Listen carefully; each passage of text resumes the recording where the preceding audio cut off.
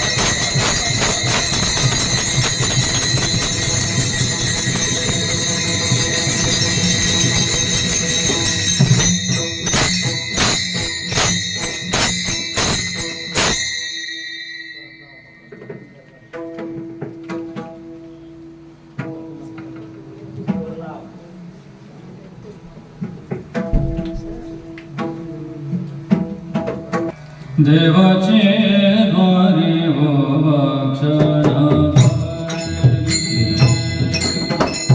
देवाचे द्वारी हो भक्षण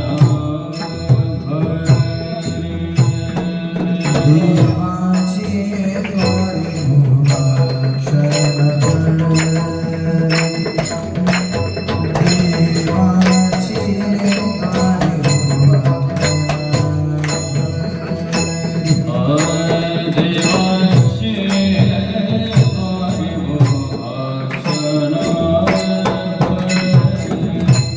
देवाचे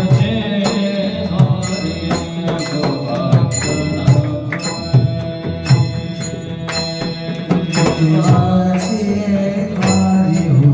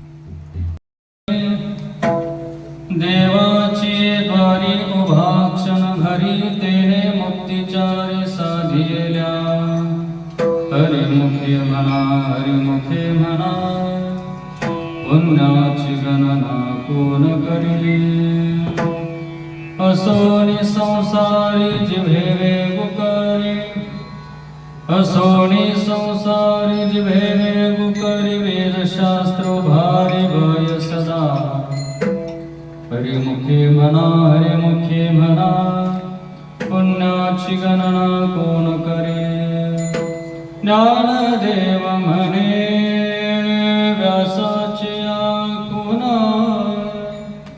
द्वारकेचा राणा पांडव घरी हरिमुखे म्हणा पुण्याची गणना कोण करे विठ्ठल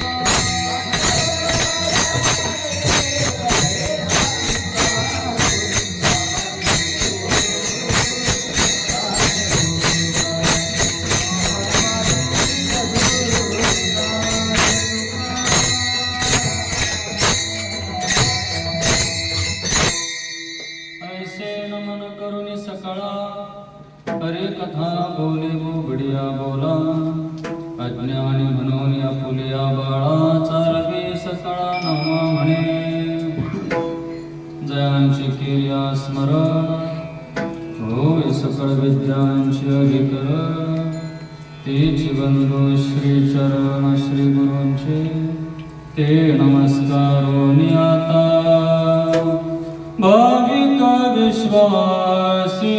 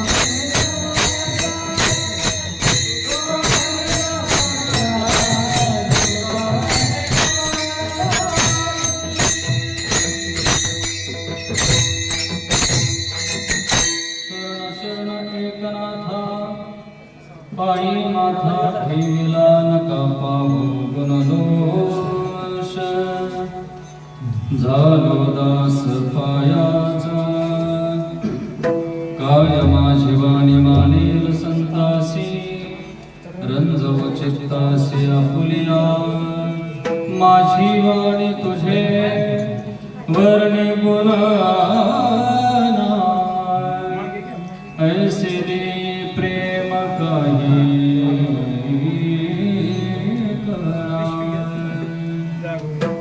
देवाचे दारे उभा क्षण भरे तेने मुक्तीचारे साधिल्या हरिमुखे म्हणा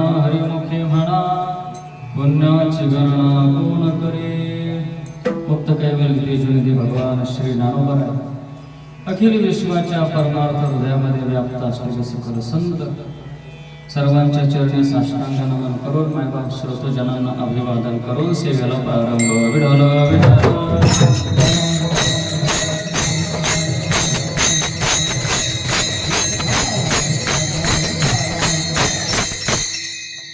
हे कीर्तन अशाच्या निमित्ताने आहे. सेवेला सुरुवात करण्यापूर्वी थोडासा परिहार माझ्या दृष्टीने अत्यंत महत्त्वाचा आहे. तो म्हणजे असा की चालू असलेला हा अधिक महिना अधिक मासानिमित्त आणि अधिक कस्य अधिक फलम मोठा पर्वकाळ तुम्हा सर्वांच्या जीवनामध्ये आणि त्याचं औचित्य साधन पूजनीय. आता हा संकल्प गुरुजींचा आहे आणि संकल्पाच्या पाठीमागची भूमिका ही निष्काम आहे. म्हणून पत्रिकेवरती छापताना सुद्धा आम्ही तसंच छापलेलं आहे. टाळ घेण्यापासून ते विण्यापर्यंत सगळी निष्काम सेवा आहे. आणि जेणेकरून नाद ब्रह्म पक्वास क्लासेसच्या माध्यमातून विद्यार्थ्यांना कीर्तन कसं वाजवायचं आहे. बोल तर भरपूर झालेले असतात आणि विद्यार्थ्यांचे, पण आपण नेमकं बोल कुठे वाजवलं पाहिजे, कसं कीर्तन वाजवलं पाहिजे, कीर्तनाची संगत कशी केली पाहिजे, अनेक प्रश्नाचे उत्तर. आणि हे की एवढाच महिना म्हणजे एवढंच कीर्तन झालं म्हणजे झालं असं नाही. आता याची दिनचर्या, याची परिक्रमा आता इथून पुढे गुरुजी जसं सांगतात तसं मात्र चालूच राहील. त्याच्यामध्ये काय व्हावं, मग ते 15 दिवसाला एकादशीला असेल किंवा महिन्याच्या एकादशी, दर एकादशीला म्हणजे महिन्यामध्ये 2 वेळेस आपल्या क्लासच्या माध्यमातून महिन्यातून 2 कीर्तनं हे कंपल्सरी आणि तेही निष्काम. कारण आमचा देवच निष्काम आहे, त्याच्यामुळे त्याची सेवा सुद्धा आम्हाला महिन्यातून 2 कीर्तन निष्काम करायला काही अडचण नाही. निष्काम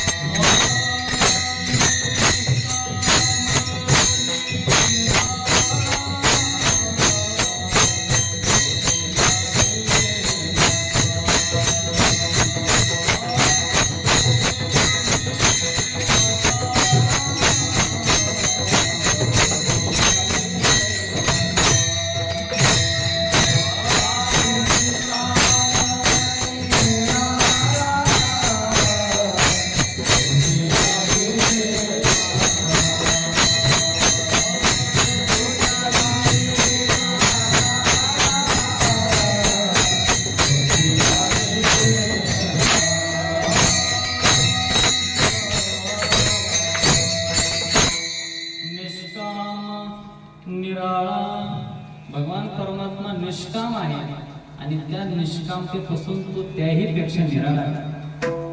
म्हणून ही निष्काम सेवा गुरुजीच्या माध्यमातून आपल्या क्लासच्या माध्यमातून महिन्यातून 2 वेळेस. म्हणून पहिलं कीर्तन ज्या कंपनीमध्ये होत आहे त्या कंपनीचं नाव सुद्धा माऊलीने सुरुवात आहे. अभंग सुद्धा कोणाचा आहे? माऊलीचाच. आणि कीर्तन येथून पुढे सगळे माऊलींच्या हरिपाठावरती होते. अजून सोहळा सुद्धा आता माऊलींचा जवळ येतोच आहे.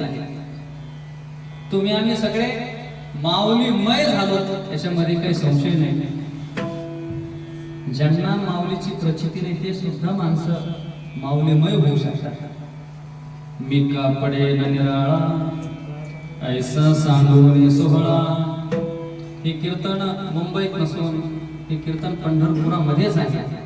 कारण आपण बसलो फक्त आपल्याला भावना काय करायची की आता आपण चंद्रभागेच्या वाळवंटामध्ये बसलेलो आहोत. शेजारी आपल्या कुंडलिकाचं मंदिर आहे. फक्त आपल्याला कल्पना करायची शरीराने आपण इथं जरी असलो तरी हे कीर्तन आपल्या वाळवंटामध्ये चालू. कारण आज एकादशी आहे. व्रत एकादशी करेन उपवासी. म्हणून एकादशीचं हे पर्व, त्यामध्ये अधिक मास हे महापर्व, सगळ्यात मोठं पर्व की आपण चिंतनाशी एकरूप आहोत. विठ्ठल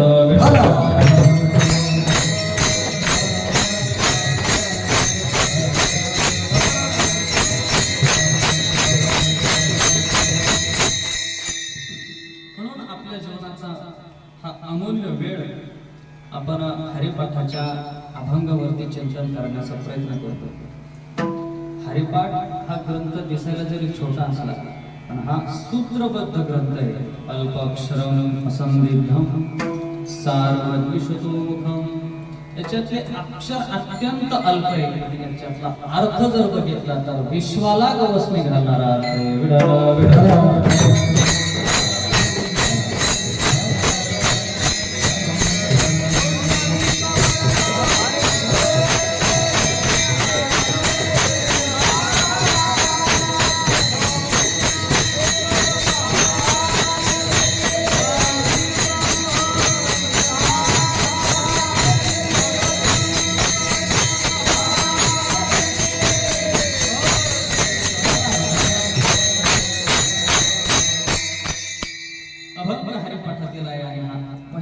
अभंग आपण सेवेसाठी निवडलेला आहे. अत्यंत एकाग्रतेने आपण चिंतनाशी एकरूप व्हायचं. देवाची द्वारे उभा क्षणभरी तेणे मुक्तीचारी साधी. विश्वामध्ये अनेक लोक अनेक मार्गाने गेले आतापर्यंत. काही लोक मुक्तीच्या मार्गाने गेले पण त्यांना मुक्ती मिळाली की माहिती नाही. तुम्ही आम्ही एवढे भाग्यवान आहोत की आपण प्रपंचामध्ये असून प्रपंचामध्ये राहून जेमतेम आपला सगळा संसार धंदा करून आपण मात्र मुक्तीच्या वाटेवरती आहोत. हे आपल्या जीवनाचं परम वैशिष्ट्य मानावं लागेल. विठ्ठल विठ्ठल.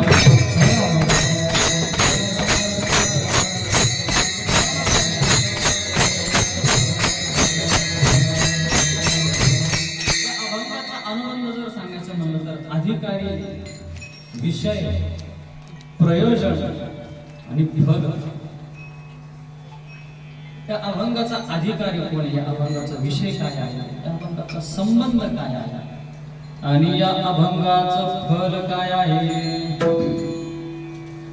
बाकीच्या काही सांगण्यापेक्षा प्रमुख ज्ञानेश्वर महाराजांनी अगोदर फल सांगितलं आपल्याला.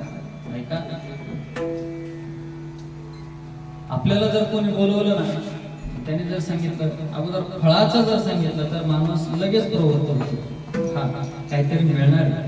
प्रयोजन अनुद्देश्य न मंदोपि प्रवर्तते. म्हणून सांगतानाच ज्ञानेश्वर महाराजांनी फलाची आपल्याला मुक्ती सांगितली. तेणे मुक्तीचारी साधिल्या. मुक्ती ही उच्चार करायला जरी सोपी असली तर वास्तव मुक्तीचं स्वरूप फार कठीण आहे. विठ्ठल विठ्ठल.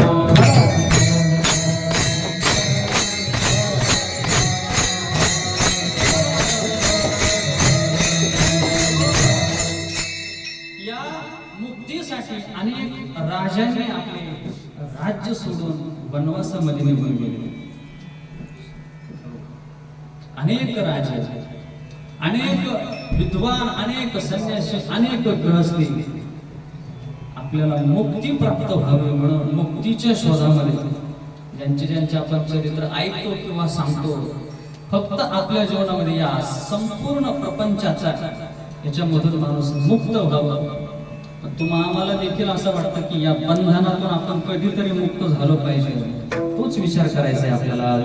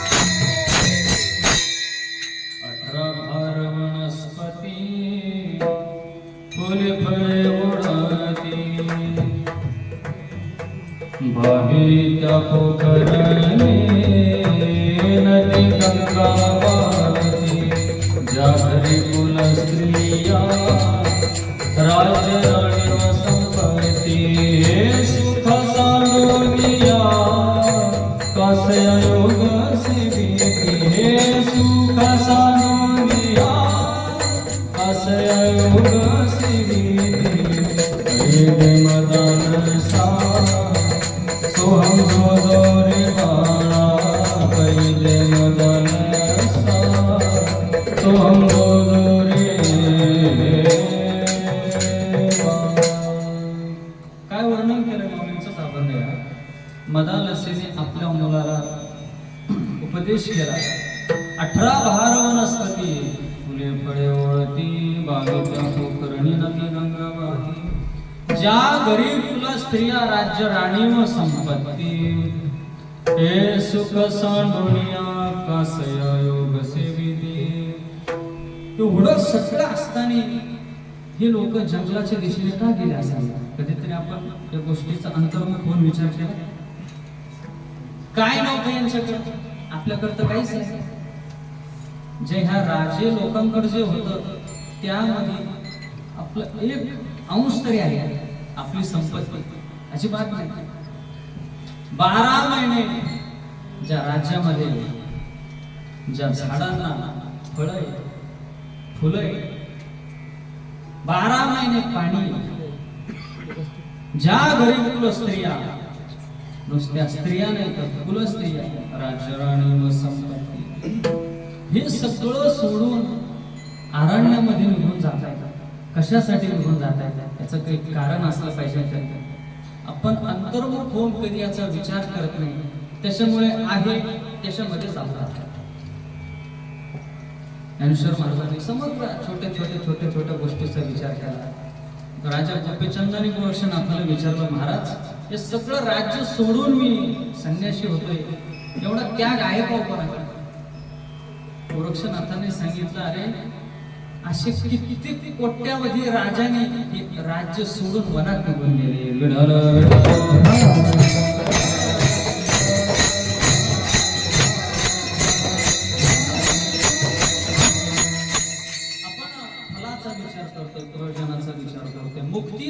करतो, ही मुक्ती एवढी साधी आहे का, सामान्य आहे का? गुणकुसुमांची माळा घेऊन मुक्ती बाळा, वैराग्य निरपेक्षाचा दिवसीचा असे. मुक्तीने आपल्या हातामध्ये माळ घातलेली आहे आणि तिने ठरवलंय आता आपल्याला वरण करायचंय. पण ही माळ कोणाच्या गळ्यामध्ये घालायची? प्रत्येक जसं त्या समुद्र मंथनातून 14 रत्न बाहेर आले आणि लक्ष्मी आली, तर लक्ष्मीने विचारपूर्वक भगवान विष्णूच्याच गळ्यामध्ये माळ परिधान केली, विचारपूर्वक. तशी ही मुक्तिरूपी बाळ आपल्या हातामध्ये वरमाला घेऊन आलेली आणि ज्याच्या गळ्यामध्ये घालायची, पण तो कसा असला पाहिजे? तो निरपेक्ष असला पाहिजे आणि तो वैराग्यवान असला पाहिजे. असा कोणी असेल तर त्याच्या गळ्यामध्ये नक्कीच ही मुक्ती माळ घातल्याशी राहणार नाही. आजचं वातावरणच एवढं सौंदर्यपूर्ण आहे, कारण या कंपनीमध्ये ही नुसती कंपनी नाही, हे मंदिर आहे. इथे 2 सप्ते झाले, दरवर्षी होतात.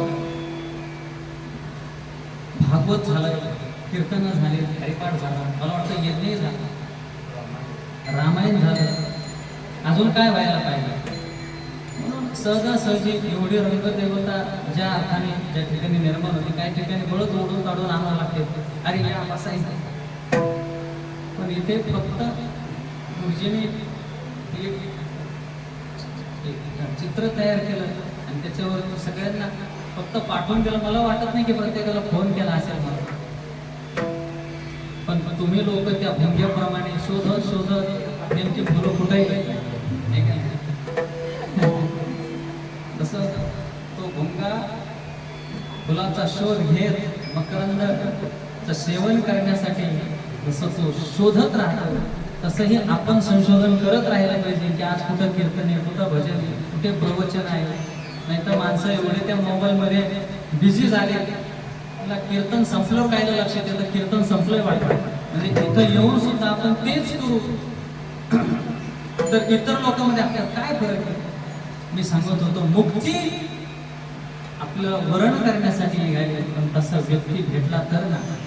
आणि वैराग्य एवढं आळशी आहे, वैराग्य एवढं आळशी, कधी 1-2 पिढ्याने जागृत होतं, 100-200 वर्षांनी एखाद्या वेळेस जागृत होतं. की जसं आता सध्या वैराग्याला थोडी जाग आली, म्हणून तुळकर बाबांच्या रूपाने, डॉक्टर नारायण बाबांच्या रूपाने, साखरे महाराजांच्या रूपाने अधूनमधून वैराग्याला जाग येते. वैराग्य कुठंही शोधून आपल्याला सापडणार नाही. विठाला विठाला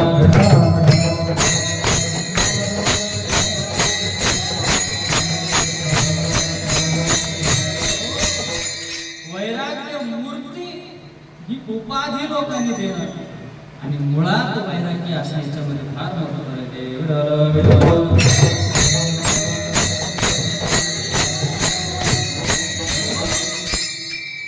शुकाचार्यांचा जेव्हा जन्म झाला आणि शुकाचार्य निघाले, भगवान शुकाचार्य निघाले.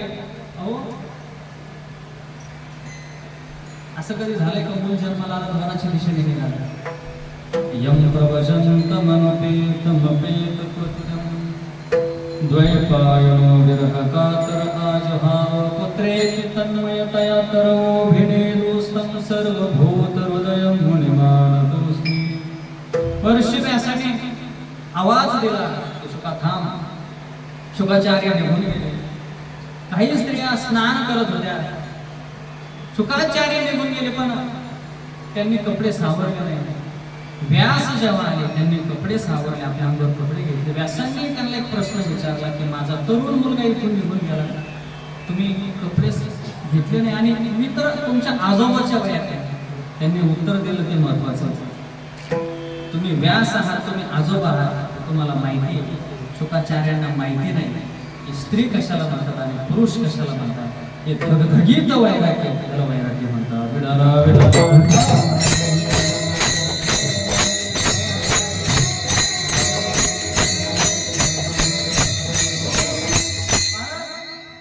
ही मुक्ती जी आहे, ही मुक्ती राहते बरोबर. ही वरमाला घेऊन आलेली आहे, वैराग्य निरपेक्षाचा गळा शोधत आहे. पण एक लक्षात घ्या, आता इथं जवळपास बरेचसे प्रापंचिक आहेत आणि त्यांचे लग्न व्हायचे. ज्याला लग्न करायचं त्याने मुलीच्या मागे नाही पळायचं. मग तुम्ही म्हणणार असं कसं काय? त्याने गुण एवढे वाढवायचे की त्याला शोधित लोक आले पाहिजे. तसं आपण मुक्तीच्या मागे न पळता मुक्ती आपल्याला शोधित आली पाहिजे. तशी मुक्ती आपल्याला शोधित येईल एवढी मुक्ती सामान्य नाही, आपल्याला असामान्य व्हावं लागेल.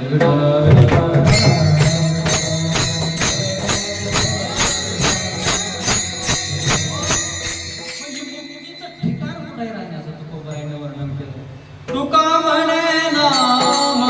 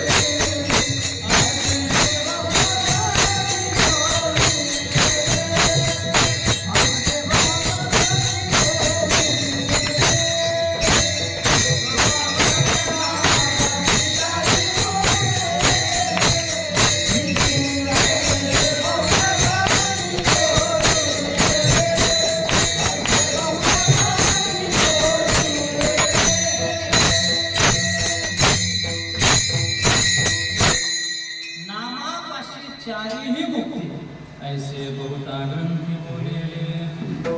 मुक्ती राहते कुठं? तर मुक्ती राहते नामाच्या जवळ. जो नामधारक आहे, जे ठिकाणी नाम आहे त्या ठिकाणी मुक्ती त्या नामाचा आश्रय करून राहत असते. ऐका, थोडं एकाग्र व्हा, म्हणजे अजून थोडासा विषय क्लिअर देतो. आज ही मुक्ती सहजासहजी म्हणजे अशी सहज कोणाकडे जाईल आणि त्याचं वरण करेल असं नाही.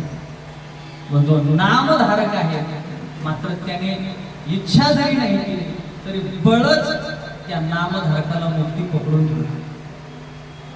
कारण देवाचं स्वरूप असायचं, देवाची क्रिया असायची की त्याच्या जर मागं पळाले, त्याला जर काही मागितलं तर मात्र देव त्याला ते देईल म्हणून सांगता येत नाही. पण त्याच्यापासून उदास राहिला तर मात्र ती वस्तू त्याला शोधत येत असते.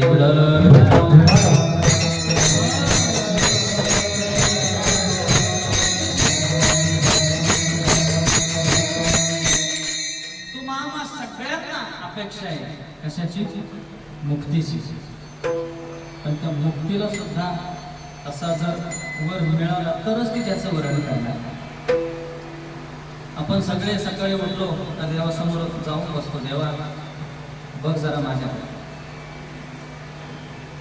रोज सकाळी उठलो तर 2 हस्तक आणि 1 मस्तक देवाच्या समोर टेकवत असतात आणि सतत काही ना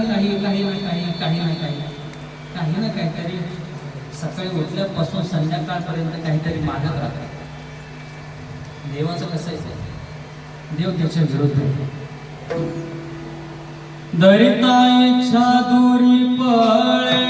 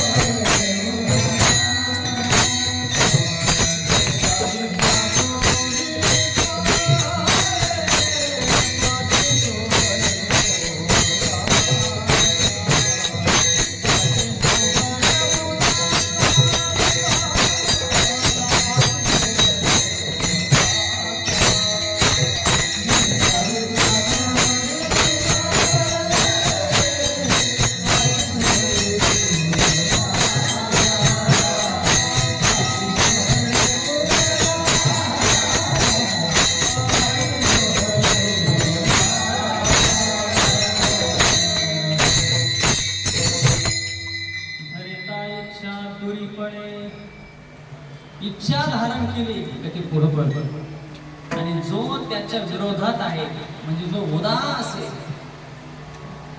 त्या उदास भक्तासाठी परमात्मा सतत काही ना काहीतरी त्याच्या पाठीमागे त्याला पाठवत असतो.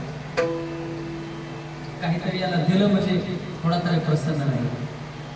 उदास ही सुद्धा एक प्रकारची अवस्था आहे.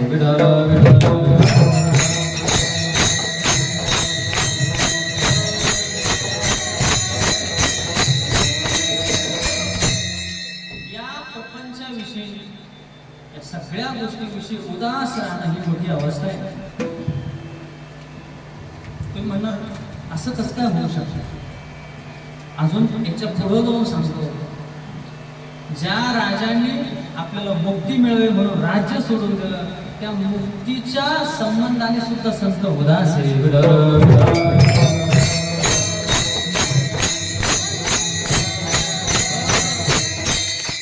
उदास त्या सोना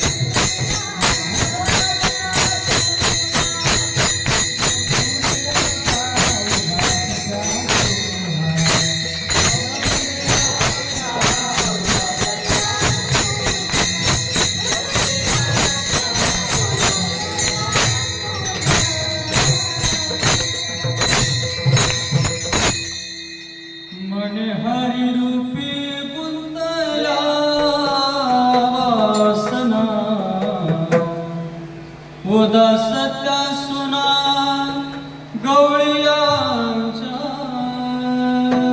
उदास त्या सुना गवळीयांच्या, मने हरी रूपी गुंतल्या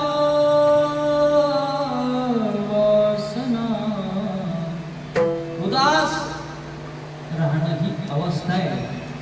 म्हणून तो दास परिमी असे उदास, हाची निश्चय माझा परिमी निश्चया उदास. ही कंपनी माझी आहे इथपर्यंत ठीक आहे, पण कंपनी कधी म्हणत नाही मालक माझा आहे.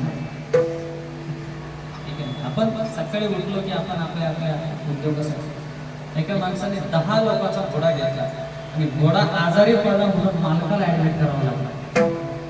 कळतंय ना सगळ्यांना? घोडा आजारी पडला म्हणून ऍडमिट कोणाला करावं लागलं? मालकाला ऍडमिट करावं लागलं. का? कारण मालकाची सगळी आसक्ती कुठे होती? कारण घोडा कितीचा आहे? 10 लाखाचा घोडा आहे. मालकाला सांगितलं घोड्याला बरं वाटतंय, मग मालकाला डिस्चार्ज मिळाला. एक दिवस मालक आजारी पडला, घोड्याचं मात्र खाणं चालू. घोड्याला काही घेणं नाही. अहो मालक एवढा आजारी पडला की ऍडमिट केला, घोड्याला हिरवा चारा टाकला, लगेच संपायचा. मालक मला घोडा कस काय माझा? तुम्ही तुमची काळजी करा, घोडा मात्र एकदम आपल्या महिमेमध्ये आहे. आपली आसक्ती घोड्याच्या ठिकाणी, घोड्याला काही घेणं देणं. म्हणून प्रपंच जो आहे, प्रपंच आपल्या बाबतीमध्ये उदास आहे. आपण प्रपंचाला धरून राहिलो आणि अशा प्रपंचामध्ये जर आपण एकदम असं घट्ट धरून राहिलो तर मात्र मुक्तीचे अधिकारी आपण होणार नाही.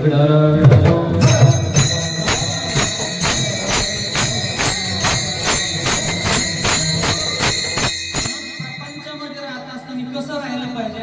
एकनाथ महाराज सांगतात, पक्षी अंगणी उतरती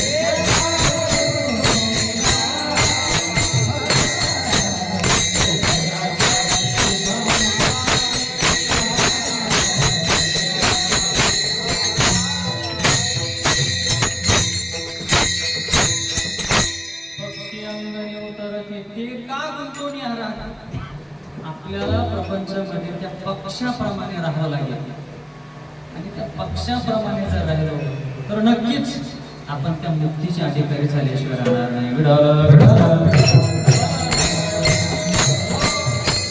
मुक्ती काय एक आहे का? नाही. मुक्ती ही 4 प्रकारच्या मुक्ती सांगितल्या शास्त्राने. सलोकता, समीपता, स्वरूपता आणि सायुज्यता. ही मुक्ती आम्हाला सगळ्यांना अपेक्षा आहे. मुक्ती आम्हाला मिळावी, पण मुक्ती सहजासहजी मिळेल का? मिळणार नाही. त्यासाठी आपल्याला काय करावं लागेल? ज्ञानेश्वर महाराज अभंगाच्या पहिल्या चरणामध्ये सांगतात, देवाची द्वारी उभा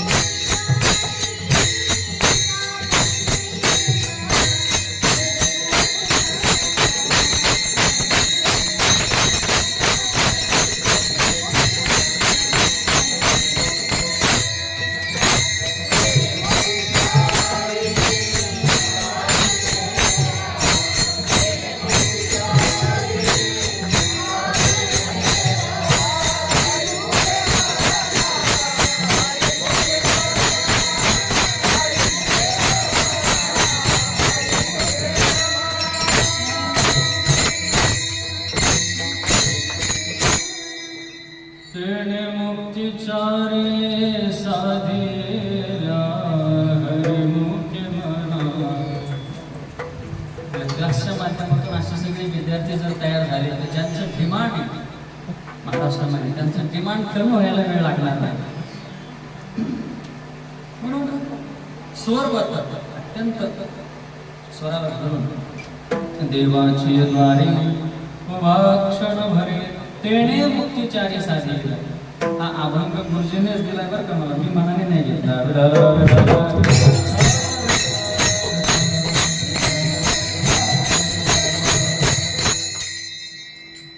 नाहीतर मी म्हणजे माझ्या डोक्यात मलाच कळत नाही की अभंग कधी कधी तिथं तर एवढा मोठा अभंग घेतला.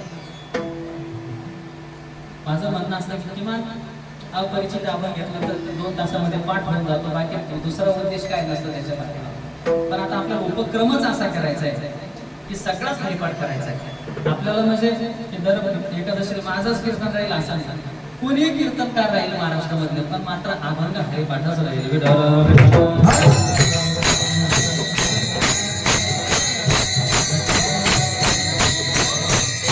देवाच्या द्वारामध्ये एक क्षण देवाची उभा क्षण भरी तेणे मुक्तीचारी साधेला. आम्ही तर दिवसभर देवाच्या दारामध्ये असतो, तर मुक्तीचा तर काही अनुभव आम्हाला आला नाही आतापर्यंत. देवाचा द्वार आणि देवळाचा द्वार आणि आपल्या घराचा द्वार याच्यामध्ये काही थोडाफार फरक असेल का नाही? महाराज सुमंत जेव्हा प्रभू रामचंद्राच्या महालामध्ये गेले तर त्यांना काय दिसलं? भावार्थ राजभुवन प्रथम दार म्हणता ते श्रवण, दुसरा दार म्हणता ते साधन, नित्यानित्य विवरण ते तिजे. भावार्थ रामायणामध्ये वर्णन आहे. भावार्थ राजभुवन प्रथम दार म्हणता ते श्रवण. देवाच्या देवळाचे अनेक द्वार आहेत. चौथा द्वार ते म्हणण, 5वे निधी ध्यास जाण, 6वा ते वैराग्य पूर्ण, 7वा जाण आत्मसाक्षात्कार. विठ्ठल विठ्ठल.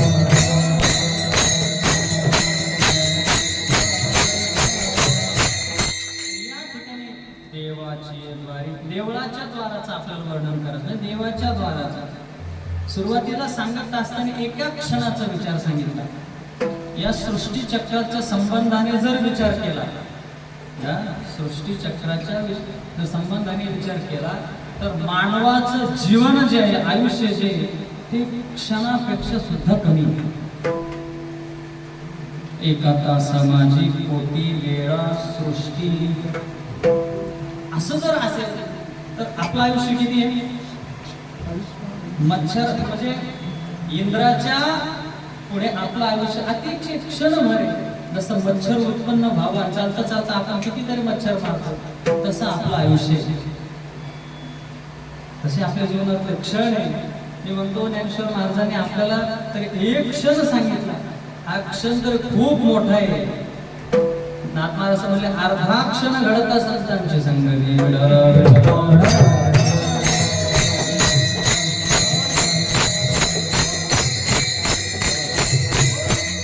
सुरुवातीला साधकाला तेच सांगावं लागतं की थोडं थोडं येत जा, एक अर्धा तास येत जा, एक तास येत जा, तुम्ही वाटलं तर 15 मिनिटं येत जा मंदिरामध्ये हरिपाठासाठी, कीर्तनासाठी. नाही जमलं 5 मिनिटं येत जा, 1 मिनिटं येत जा. पण एकदा का तुम्हाला या कीर्तनाची, भजनाची, उपवासाची, गायनाची थोडी थोडी गोडी लागत गेली. ज्ञानेश्वर महाराज म्हणतात, रिकामा अर्ध घडी राहू नको शेवटच्या अभंगामध्ये. सुरुवातीला सांगितलं एक क्षण द्या फक्त, आणि शेवट काय सांगितलं? पण एकदा का तुम्हाला गोडी लागली, आता तुम्हाला ढकलून जरी लावलं तरी तुम्ही जाणार नाही. कारण भजनाचं सुख ज्याला मिळालं, ज्याला कळालं, जो ज्याच्यामध्ये रंगून गेला, तो आता विषयाच्या द्वारामध्ये न जाता नक्कीच देवाच्या द्वाराकडे आल्याशी राहणार नाही. विठ्ठल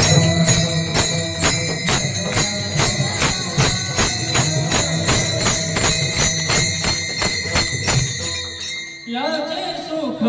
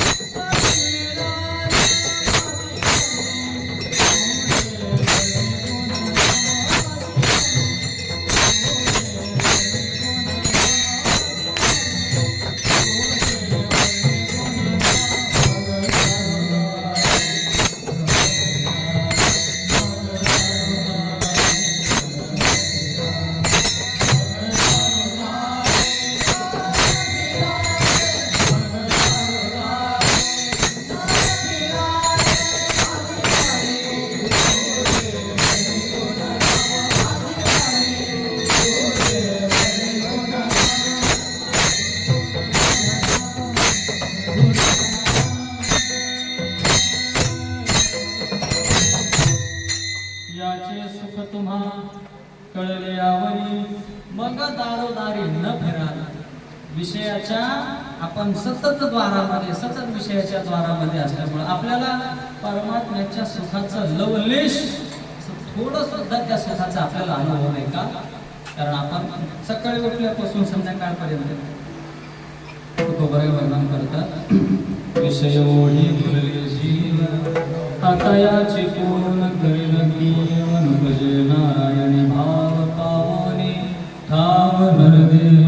कोण सुख धरले संसारी, किंवा कोण सुख धरवले संसारी, राहू सांग मजवा हरी. अवघ्या नाशिवंता पर्यतिता गुरु तुही अंतरसी. आपला मार्ग जो आहे तो राजमार्ग आहे, आणि आपला मार्ग जो आहे तो मुक्तीला संपादन करण्याचा मार्ग आहे.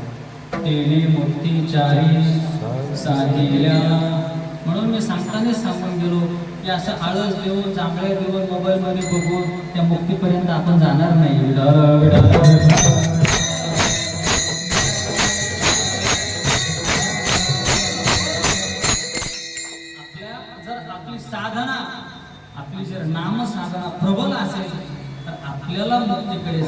गरज नाही, मुक्ती तुम्हाला शोधित येणार. मुक्ती साई जाता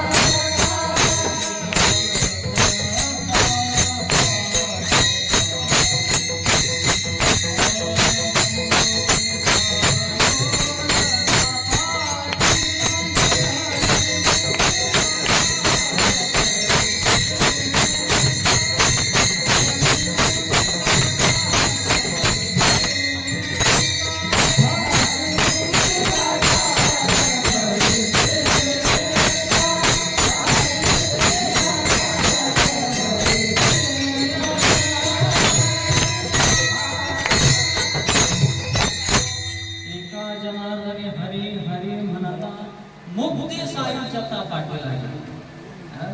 नामाने हरी हरी म्हणण्याने हरी हरी म्हणण्याने मुक्ती प्राप्त होती. इतर कुठेच कोणत्याच ग्रंथामध्ये पंथामध्ये तर कुठेच एवढी सुलभता आपल्याला पाहायला मिळणार नाही. त्यांचे साधन एवढे कठीण असतात, लोक ऐकून नुसते साधनं ऐकले तरी सुद्धा माणूस कानात खिळे ठोकल्यासारखं होतं. एवढी सुलभ साधना दुसरीकडे तुम्हाला ऐकायला भेटेल का? देवाच्या द्वारामध्ये क्षण खर्च केले चारही मुक्ती येतात. पहिली मुक्ती सांगितली सलोकता. सलोकता मुक्तीचं वर्णन करत असताना की तो साधक भगवंताच्या त्या लोकाला प्राप्त होतो. म्हणजे ज्या ठिकाणी भगवान परमात्मा ज्या ठिकाणी वास्तव्य करतो, क्षीरसागरात राहत असेल तर हा साधक कुठे जातो? वैकुंठी भुवनी त्या लोकाला प्राप्त होतो. सलोकता. समीपता देवाच्या जवळ, जसं आता सागर महाराज गुरुजीच्या जवळ आहे असं जवळ, म्हणजे जवळ असं मी यांच्या जवळ आहे, म्हणजे देव येत आहे आणि आपण देवाच्या फार जवळ गेलो. इतर मंत्र्याच्या जवळ पिये गेलं तर त्याला असं वाटतं मंत्री मीच आहे की काय, असं कधी कधी वाटतं. देवाच्या जवळ गेल्यावर अहो हे ऐकलं तर किती माणसाला सुख वाटतं की आपण आता देवाच्या जवळ गेलो, आपण देवाच्या गावाला जाणार आहे, आपण देवाच्या जवळ जाणार आहे. कारण ही मुक्ती आपल्याला तिथं तिथं तिथं नेऊन ठेवणार. समीपता नित्य नेम नामी प्राणी दुर्लभ लक्ष्मी वल्लभ तया जवळी. स्वरूपता. देवाला किती हात आहे? देवाला 4 हात. चतुर्भुज परमात्मा आहे. देव तसा सुंदर आहे. ही स्वरूपता काय करते? आपल्याला तसं रूप देते.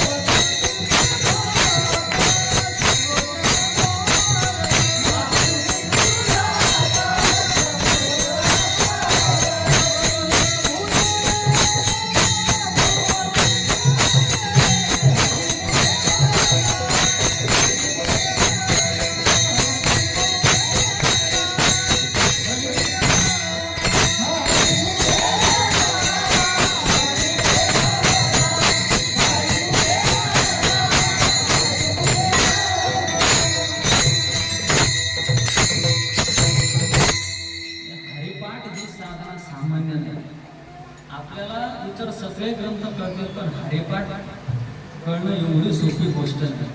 लोक सकाळी उठल्यापासून काय नाही चालला आमचा साधा सोपा हरिपाठ, साधा सोपा आणि हरिपाठ अजिबात नाही. हरिपाठातलं प्रत्येक चरण, प्रत्येक शब्द हे सूत्र आहे आणि सूत्र कळण्यासाठी अनेक ग्रंथाचा अध्ययन लागतं आणि त्याला आपण म्हणतो आमचा साधा सोपा हरिपाठ चालला. त्या हरिपाठाचा ना आपलं सख्य असं झालं जसं काय हरिपाठ तुमचा नातू आहे. काय सूत्र आहे, एकदम छोटे छोटे सूत्र आहे पण विश्वाला कवच नाही घालणार. चौवेदी जान सारे शास्त्रीकार 18 हे पुराण हरिसी गाठी. आता सांगा एकच चरण आहे आणि या एका चरणामध्ये ज्ञानेश्वर महाराजांनी किती घटवलंय. 4 वेद, 6 शास्त्र आणि 18 पुराण आणि एकच चरण सांगते. हे चरण काय सांगते, हरिसी गाठी. हे सगळं तुम्ही अवलंबन करा. आता हरिपाठ समजून घ्यायचं म्हणल्यावर सगळे ग्रंथ शोधले पाहिजे आपण आणि आपण म्हणतो आमचा साधा स्वतः आपला हरिपाठ चालू आहे. आपल्या हरिपाठाचे आवर्तन एवढे चालू आहे, फक्त आपली दृष्टी अर्थाकडे नाही.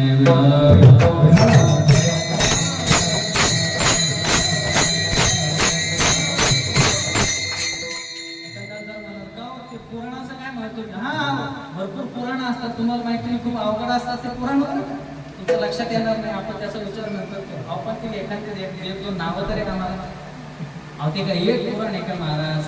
असे 18 पुराण आहे.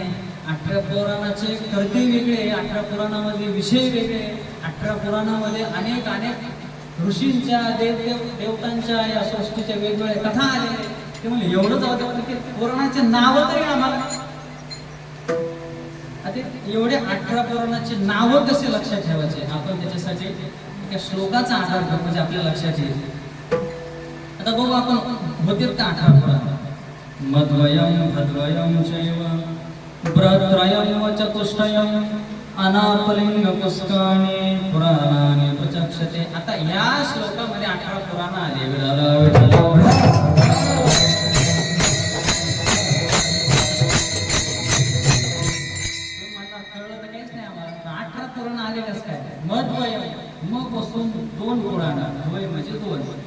मत्स्य पुराण, मार्कंडेय पुराण झाले की झाले 2. तुम्ही मोजा, कमी पडले तुम्ही सांगा, जर वाढले तर आपण कमी करत येते. मध्वयम भद्वयम भ पासून 2 पुराण, भागवत पुराण, भविष्य पुराण हे झाले 4. मध्वयम भद्वयम चे ब्रत्रयम, ब्र पासून 3 पुराण, ब्रह्मांड पुराण, ब्रह्म पुराण, ब्रह्मवैवर्त पुराण हे झाले 7.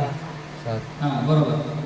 ब्रत्रयम व चतुष्टयम व पासून 4 पुराण, वराह पुराण, वामन पुराण, विष्णू पुराण आणि अजून एखादा आठवत आहे का? नाही. व पासून 4 वराह पुराण, वामन पुराण, विष्णू पुराण आणि वायू पुराण. बरोबर. हे आठवावं लागतं, ते कटवावं लागतं, त्याशिवाय झाले 4. व चतुष्टय अनापलिंग पुष्कानि पुराणानि प्रचक्षते. अपासून अग्नि पुराण, न पासून नारद पुराण, प पासून पद्म पुराण, अनापली पासून लिंग पुराण, प म्हणजे स्कंद पुराण, अनापलिंग, ग पासून गरुड पुराण आणि न पासून नारद पुराण. हे झाले झाले का? बरं ठीक आहे.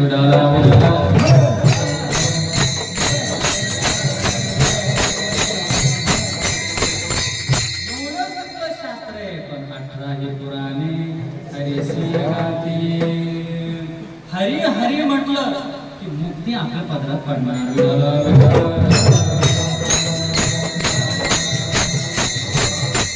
शेवटची जी मुक्ती आहे सायुज्य, म्हणजे जसा देव आहे तसे सांगतात. म्हणजे आपण फिरायला निघालो की तुम्हाला माणूस कोणीच म्हणणार नाही, मग तुम्ही देव आहात. आता काय तुम्हाला सायुज्य मुक्ती मिळालेली म्हणा. ती जे वाचा तया मोक्ष, मोक्ष प्राप्त झाला. फक्त तुम्हाला काय करायचंय साधन, अभंगाच्या 2ऱ्या चरणामध्ये. हे मना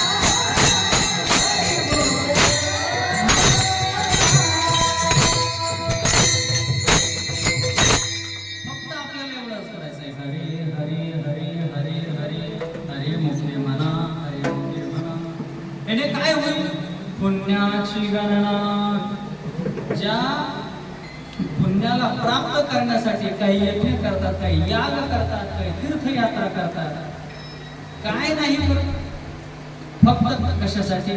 पुण्य प्राप्तीसाठी. आणि या पुण्याच्या जवळ प्रत्येकाला वाटतं आपण स्वर्गात कधी वैकुंठात कधी कैलासात जिकडं जायचं तिकडं आपण जाऊ शकतो. काय पुण्य सगळ्या लोकात चालतं. पैसा आणि सोनं फक्त इथल्याच लोकांकडे चालतं, पुण्य सगळीकडे चालतं. महाराज पुण्य प्राप्त करायचंय.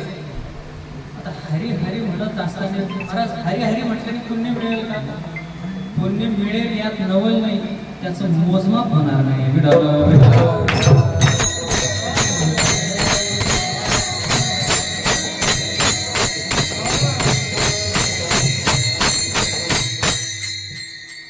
हरी काय करतो?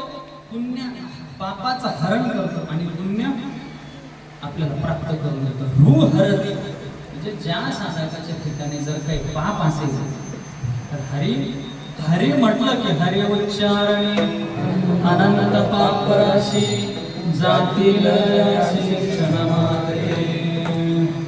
हरी म्हटलं की पाप राहण्याचा काही संबंधच नाही. एवढं पाप शिल्लक नाही की जे हरी म्हटल्याने नष्ट होणार नाही.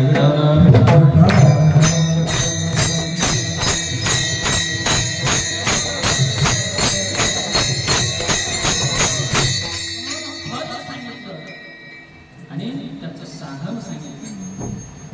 महाराज आमची परिस्थिती अशी आहे, म्हणजे आम्ही ज्या अवस्थेमध्ये राहतोय, आमच्या पाठीमागं सकाळी उठल्यापासून संध्याकाळपर्यंत आम्हाला काम, बिझनेस आहे, कंपनी आहे, हे सगळं आम्हाला सांभाळून याच्यापेक्षा सोपं साधन दुसरं नाही. कारण याचे अधिकारी जे मुक्त नाही, जे मुक्त नाही, ज्यांना मुक्तीची अपेक्षा आहे, मग ती प्रापंचिक असली तरी चालेल. अभंगाच्या तिसऱ्या चरणामध्ये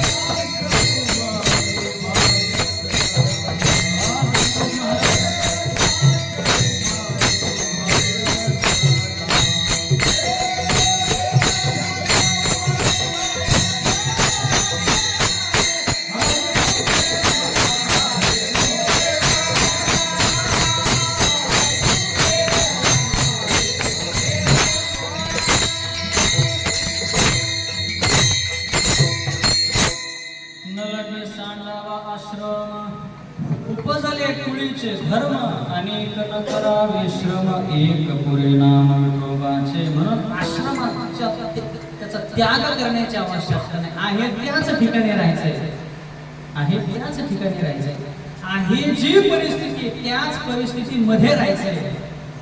हो, ज्यांना जे मिळालेलं आहे, जे प्राप्त आहे ते पर्याप्त आहे, त्याच्यामध्येच राहायचंय. फक्त काय म्हणायचंय? हरी हरी मुखे म्हणा. महाराज मोक्ष मिळेल असोनी संसारी जिवे वेद शास्त्र उभारी बाह्य सदा वरती हात करून वेदाने शास्त्राने सांगितलं मुक्ती फक्त तुमच्यासाठीच आहे. फक्त तुम्ही भजन केलं पाहिजे. हरिमुखे म्हणा, हरिमुखे म्हणा, पुण्याची गणना पूर्ण करे. याचा दाखला दिला महाराज. हरिमुखे म्हणा, हरी हरी नामस्मरण. आतापर्यंत काय कमी लोकांनी केलंय का? तुम्ही आम्ही काही करत नाही का? सगळे करतात. पण दाखला असा दिला माऊलीने की आपल्या अंगावर येऊ दिलं नाही. जर काही वाटलं तर त्याच माझा जाऊन विचार. म्हणून एखादा जर बोल चुकला तर तुम्हाला म्हटलं एकच काय, गुरुजींना विचारा, आम्हाला त्यातलं काय, त्यांना विचारा तुम्ही. म्हणजे काय होतं, तिथून दुरुस्त होऊन येईल. असं माऊली काय प्रतिभा संपन्न आहे. आपण सांगितलं तर खरं, पण व्यास महाराजांना मध्ये घ्या. मला सांगा, हरी हरी हरी हरी म्हणत काही लोकांचं आयुष्य संपणार आहे, पण देव त्यांच्या घरी साधा नाश्त्याला सुद्धा आला नाही. पण पांडवांच्या घरी मात्र रात्रंदिवस तिथे पडू नये याचं कारण काहीतरी त्यांनी जे नामस्मरण केलेले त्यांनी तुमच्या आमच्यापेक्षा काही वेगळं केले. माती जेणे पाविजे ते शुद्ध पुण्य ज्ञानेश्वर महाराज वर्णन करतात. ज्ञानदेव म्हणे व्यासाची आपुला, ज्ञानदेव म्हणे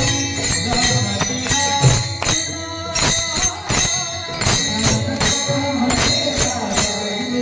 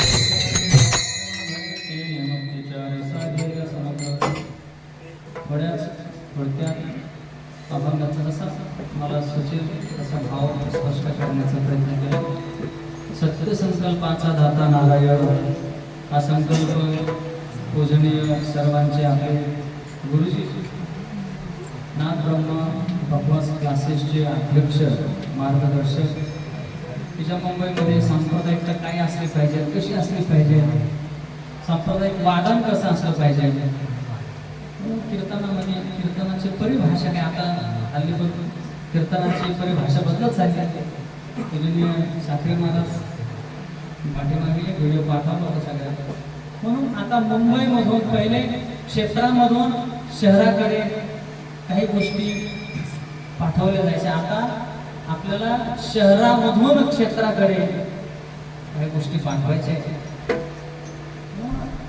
ही मोठी साधना आहे गुरुजींची आणि या साधनेला अनुसरून आपण सगळेच साधक, मी त्यांचाच विद्यार्थी, मी काय वेगळं आहे असं काय नाही की आम्ही वैद्य बाबाकडे शिकलो काय गुरुजीकडे शिकलो काय, एकच आहे. पण मुख्य ध्येय काय आहे, नाथ ब्रह्म भगवत क्लासेसचं उद्दिष्ट काय आहे, सगळ्या विद्यार्थ्यांना कीर्तन, सांप्रदायिक भजन, कीर्तनामध्ये म्हणणाऱ्या ज्या चाली आहेत त्या चालीला कसं वाजवलं पाहिजे, या सगळ्या गोष्टीचा अंतर्भाव ज्यामध्ये आजचा जो संकल्प आहे त्याच्यामध्ये समाविष्ट होतो. आणि ही सेवा अवघातपणे हरिपाठ संपला तरी नाथांचा हरिपाठ आहे, बरोबर. नाथ महाराजांचा हरिपाठ संपल्यावर गाथा आहे, आपण संपू पण वाङ्मय मात्र संपणार नाही आहे. म्हणून गुरुजींसाठी आपण सर्वांनी एकदा टाळ्या वाजवून उपक्रमाचं स्वागत करू. म्हणून गुरुजींनी मेसेज टाकला की आपण सगळे उपस्थित असतो. ज्यांच्या या वास्तूमध्ये कीर्तन सेवा पार पडते असे आमचे संजय महाराज रानवाडेवाल्यांचे सहचारी बिझनेस पार्टनर शंकर महाराज, त्यांच्याही मोठ्या वास्तूचं अनावरण झालं. आम्ही सगळेच सेवेमध्ये उपस्थित होतो. स्वतः काय मैत्री कशी असते की ह्या दोघांकडून खरं तर शिकलं पाहिजे. शंकर आपले रानवाडे महाराजचा फेटा बांधून होते विना घेऊन. मी आता एवढ्या मोठ्या कंपनीचा मालक आहे, मग आता विना कसा घेऊन फेटा कसा बांधू. कंपनीचा मालक कंपनीमध्ये आल्यावरच शोधतो. कंपनीच्या बाहेर गेले की त्यांना कोणी मालक म्हणणार नाही कंपनीचे, मग तुम्ही वारकरी आहात. कारण सगळ्यात मोठे मला आमच्या दोघांकडेच बाहेरमध्ये आहे. दरवर्षी त्या बंडी शेगावच्या अलीकडे माळा घेत असतो, म्हणून त्यांनी थोडी घेतली तर मी त्यांच्यापेक्षा डबल जाड घेतली. पण ती गुरुजी ती माळ घातली का शर्ट फुटतो असतात, म्हणून ती माळ तशीच अडकून ठेवलेली. म्हणून वारीमध्ये जवळपास 10-15 वर्ष जास्त झाले असतील. आम्ही सगळे एके दिंडीमध्ये चालत असतो. हा आनंद बाकी आता कसं आहे, भांड्याला भांडा इकडं तिकडं, कोणाचे नाश्त्याचे वर्दळ इकडं तिकडं होते. पण मुख्य विषय काय आहे तर भजन काय, मुख्य विषय. म्हणून गुरुजीच्या उपक्रमाला आपण सगळ्यांनीच म्हणजे माझ्यासहित आपण शुभेच्छा देऊया. म्हणजे त्यांचा जो उपक्रम नसून हा आपलाच उपक्रम आहे असंच आपण ही भावना आपल्या मनामध्ये धारण करायची. क्लासेसची सगळेच विद्यार्थी, सगळ्याच विद्यार्थ्यांना व श्रवणासाठी आलेले आहे, आपण सगळे एकाच परिवारातले आहोत अशी भावना मी तुमच्या समोर व्यक्त करतो. एखादा शब्द हुकून चुकून जर गेला असेल तर मला क्षमा करा. बरोबर 9 वाजलेले, 9 वाजता मला जय विठ्ठल. आणि कीर्तन झाल्यावर आता त्या ठिकाणी फराळ आहे, फराळाची व्यवस्था केलेली. बघा, नाथ महाराजांकडे लोक पैठणला ऐकायला यायचे ना, तसे नाथ महाराज पाठवत नव्हते. आमच्या शंकर महाराजांनी आणि संजय महाराजांनी फराळाची व्यवस्था केलेली. कोणी फराळ केल्याशिवाय जायचं नाही. विठ्ठल जय जय.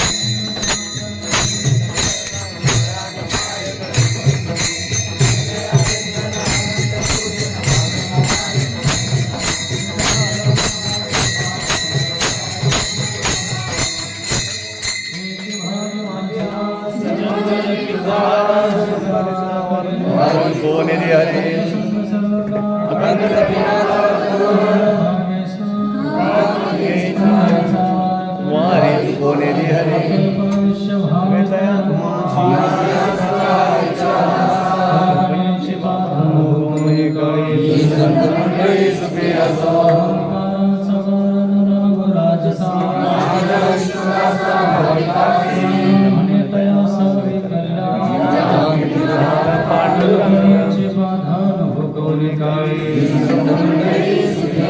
मागणी ते गुरु प्रत्याहे